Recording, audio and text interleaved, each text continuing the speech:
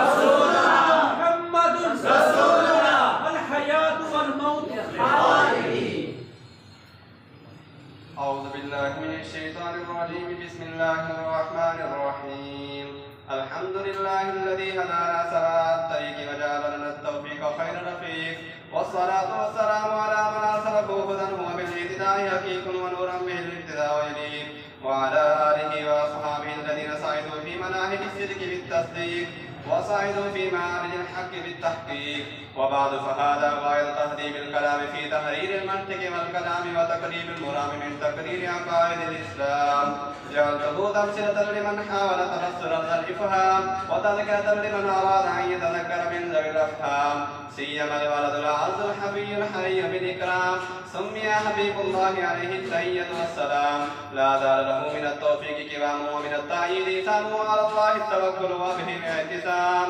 القسم الأول في المنطق مقدمة على العلم إن كان إذانا للنسبة فتصديق وإلا فتصور، ويقتسمان بالضرورة الضرورة والاكتساب بالنذر، وهو ملاحظة المعقول لتحسين المجهول، وقد يقع فيه الخطأ فاتي إلينا قانون يعصم عنه في الفكر وهو المنطق، وموضوعه هو المعلوم التصوري والتصديقي من حيث إنه يوصل إلى مطلوب تصوري فيسمى معرفا أو تصديقيا فيسمى حجة. فصل دلالة اللفظ على تمام ما وجده مطابقة، وعلى جزئه تضمن وعلى الخارج تمام، ولا بد فيه من اللزوم أكرم عرفا وتلزم المطابقة ولو تقديرا ولا عكس. والموضوع انقسم بجزئه الدلالة ولا جزء معناه فمركب إما تام خبر أو إنشاء، وإما ناقص تقييدي أو غيره وإلا فمفرد، وإن استقل فمع الدلالة بهيئته على هذه الأمثلة الثلاثة كلمة وبدونها اسم، وإلا فأداة.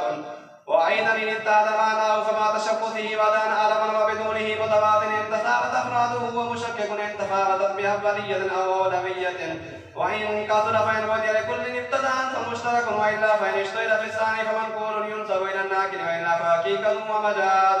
فصل المفهوم إن امتنع فرد صدقه على كثيرين فجدي، وإلا فكلي امتنعت أفراده وأمكنت ولم توجد ووجد الواحد فقط ما إمكان الغير وامتناعه والكثير مع التناهي وعدمه.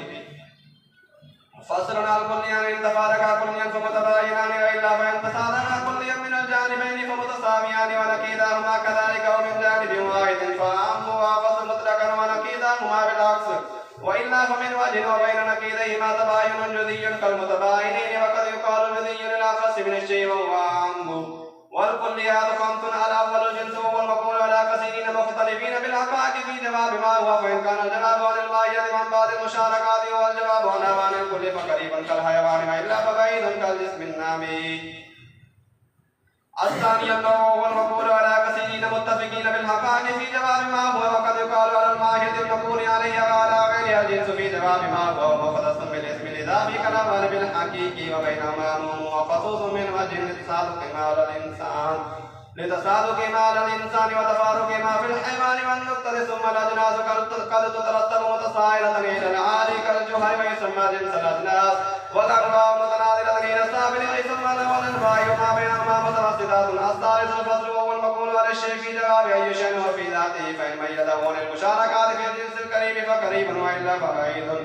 وإذا نسب إلى ما يميزه فمكمم، وإلى ما يميز عنه فمقسم، والمكمم للعالي مكمم للسافل، ولا أكثر المقسم بالعكس. الرابع الفاصل وهو الخارج المقول على ما تحت حقيقة واحدة فقط. الخامس الأرض العام وهو الخارج عليها وعلى غيرها، وكل منهما إن امتنع انفكاك كون الشيء فلازم بالنظر إلى الماهية بالوجود بين يلزم تصوره من تصور الملزوم أو من تصور ما الجذب باللزوم، وغير بين بخلافه، وإلا فرد مفارق يدوم ويدور بسرعة أو بطوء. فصل المفهوم الكلي يسمى كليا منطقيا ومعروضه طبيا، والمجموع عقليا، وكذا الأنواع الخمسة والحق وأن وجود الطبيب بمعنى وجود أشخاصه. فصل معرف الشيء ما يقال عليه إفادة تصوره، ويشترط أن يكون مساويا له ووجدا فلا يسيء بالعام والأخص والمساوي معرفة وجهالة والأخفى. والتعريف بالفصل القريب حد وبالفاصل أصل، فإن كان مع الجنس القريب فتام وإلا فناقص، ولم يعتبر بالعرض العام، وقد وجد في الناقص أن يكون أعم كاللفظ وما يقصد به تفسير مدلول اللفظ وما تفسير.